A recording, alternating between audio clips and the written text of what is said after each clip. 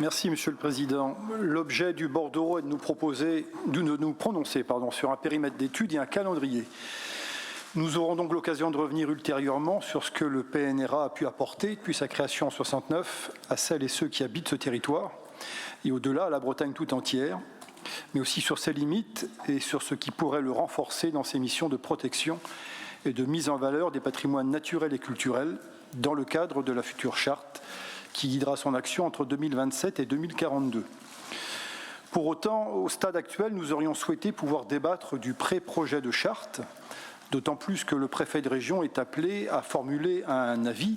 Et si nous avions pu en débattre, nous aurions peut-être pu mieux partager les réflexions de notre collègue Gaël Nicolas, que je partage assez largement, parce que le PNRA a beau être le deuxième parc naturel régional le plus ancien en France, force est de constater qu'il n'a pas toujours permis de protéger le patrimoine paysager de ce territoire ou le patrimoine bâti rural traditionnel.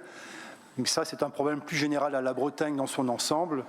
Je pense que toutes celles et tous ceux d'entre nous qui ont pu, par exemple, se déplacer au Pays Basque, on peut mesurer comment les collectivités locales ont tenu, y compris dans les périodes les plus récentes, à préserver l'identité du bâti de ce territoire, ce qui n'est malheureusement plus le cas en Bretagne dans la plupart de ces communes.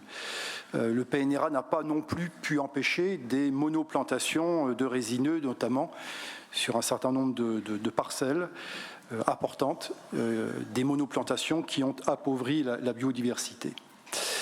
Donc, nous n'aurons pas pu débattre du pré-projet de charte, nous le regrettons.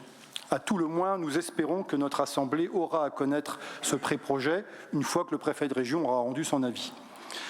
En lisant le bordereau du jour, une chose a logiquement retenu notre attention, c'est le décalage entre le lancement de la procédure de renouvellement du classement du PNRA, qui avait conduit le Conseil régional à voter en décembre 2020 une extension du périmètre de 43 à 68 communes, et la proposition qui nous est soumise de limiter l'extension à 10 communes, ceci à la demande du préfet de région.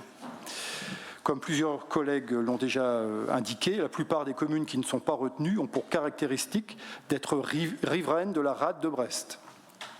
On peut supposer que la motivation du représentant de l'État est d'ordre militaire. Si nous pouvons comprendre les nécessités qui s'y rapportent, il est dommage de sacrifier un milieu naturel fragile qui gagnerait à se voir appliquer des mesures de protection renforcées.